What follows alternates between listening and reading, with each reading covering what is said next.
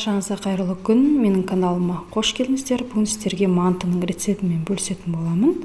Қамыры жұмыртқасыз иленеді. Сондықтан менімен бірге болыңыздар. Ең алдымен қамырын илеп аламыз. Ұнымызға тұзымызды қосып, сумен илейміз. Қамыр қаттылау болып иленуі керек.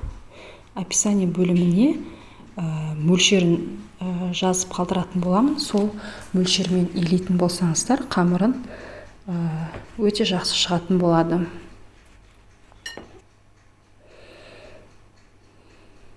Осылай біріктіріп, қамырымызды илейміз. Тындыруға қойып қоямыз. Әр жарты сағат сайын 2 рет қайырып тұрамыз. Енді фаршымызға пиязымызды қосамыз. Одан кейін май міндетті түрде қосамыз. Менің фаршым майлы, сонда да қосамын. Тағы да май, құйрық май болса, тіптен жақсы болады. Қойдың құйрық майы. Менде сиырдың майы. Және ортада қамырды қайыруды ұмытпаймыз. Бірінші рет қайыруым. Енді майымды турап осыған фарштың үстіне саламыз. Тағы да менде 15 минут өтті. Тағы қайырып жатырмын. Қайыра берсеңіздер, осылай жылтырап тегістеледі. Енді фаршымызды араластырамыз. Егер ет 1 килограмм болатын болса, 1 килограмм пияз қосу керек. Мен және сонымен қатар кішкене су қосамын.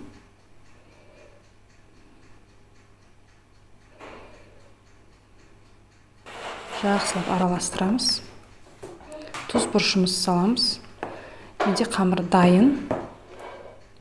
Енді дәл ортасынан 2 бөлікке бөлемін. Жуалап ыдысқа салып қоямыз тағы 10-15 минутқа. 10-15 минут өткеннен кейін, тыңғаннан кейін шетінен алып жазып бастаймыз.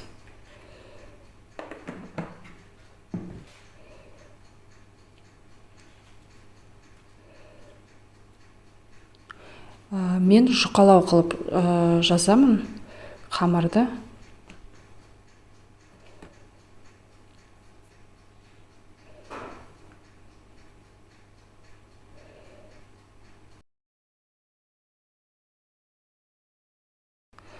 Қалың қылмаймын, орташада емес, жұқалау болады. Міне қарасаңыздар, осылай енді мантыға кесетіндей қылып жасаймыз. Видеода көрсетілгендей.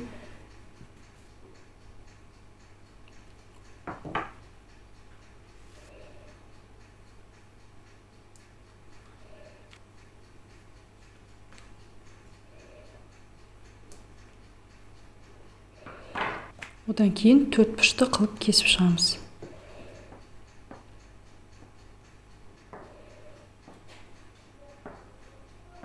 Қамыр міне осындай болады.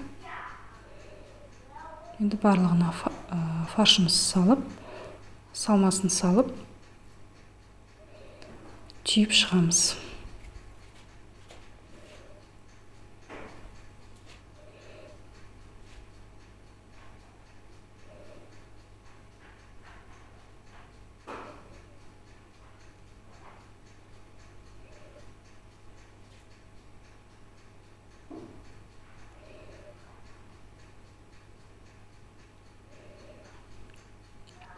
Енді мантываркамызға салып, қайнағаннан кейін мантываркамызды қоямыз.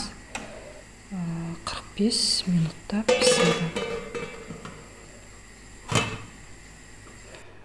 Менің мантыларым пісіп қалған.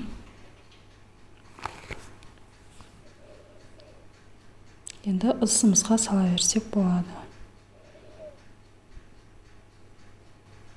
Осымен дайын. Манты майлы, сочный болып сондай болып шыққан. Сондықтан менің рецептіммен жасап көріңіздер. Сіздерге ұнайды деген сенімдемін. Егер ұнап жатса, лайк баса кетіңіз.